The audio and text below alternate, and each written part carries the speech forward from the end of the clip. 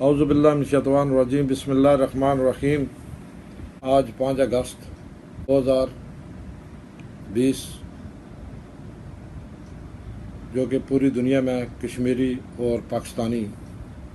یوم اتصال منا رہے ہیں اور مظاہرے کیے جا رہے ہیں۔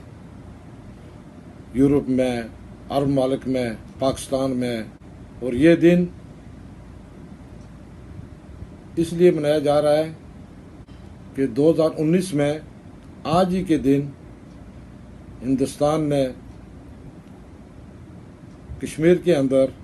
370A اور 35A کے تحت کشمیریوں کی حیثیت کو تبدیل کرنے کے لیے وہاں پہ ایک نیا قانون نافذ کیا، جبکہ 370 کے تحت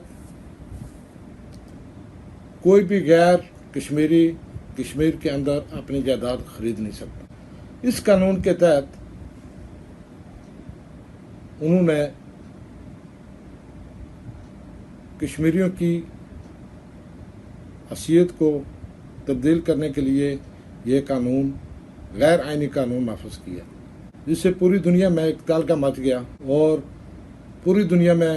کشمیری اور پاکستانیوں نے مظاہرے کیے اور ہندوستان نے کشمیر کے اندر مکمل لاک ڈاؤن کر دیا۔ جموں و کشمیر میں بھارتی فوج نے مکمل کرفیو نافذ کر کے وہاں پہ لوگوں کو گھروں کے اندر مقید کر دیا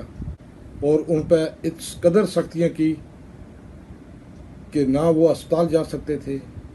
نہ وہ دوائی خرید سکتے تھے، نہ وہ کوئی چیز کھانے پینے کی جو ہے نا وہ بازار میں جا سکتے تھے۔ بازار مکمل لاک ڈاؤن تھا، باہر سے رسد بند تھی۔ بس یہ اللہ تبارک تعالیٰ ان کی مدد کرنے والا تھا اور وہ اپنی زندگی جو ہے 1 سال کے اندر میں سمجھتا ہوں کہ کیسے انہوں نے گزاری۔ اللہ تعالیٰ ان کو ہمت و توفیق دے، اور جو اس جدوجہد آزادی میں اس وقت برسر پیکار ہیں، میں ان کو خراج تحسین پیش کرتا ہوں کہ اللہ تبارک تعالیٰ ان کو مزید ہمت اور توفیق دے، اور اس قدر اذیت اور کرب سے گزرنے کے باوجود ان میں کسی قسم کی جدوجہد آزادی میں کمی نہیں آئی، بلکہ اس میں مزید جو ہے وہ تیزی آئی۔ تو میں آخر میں مسلمان نہیں بلکہ بنی نوع انسان سے گزارش کرتا ہوں کہ ظلم کو دیکھ کر خاموش رہنا،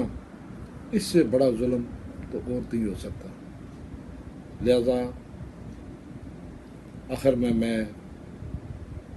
اس دعا کے ساتھ کہ اللہ تبارک تعالیٰ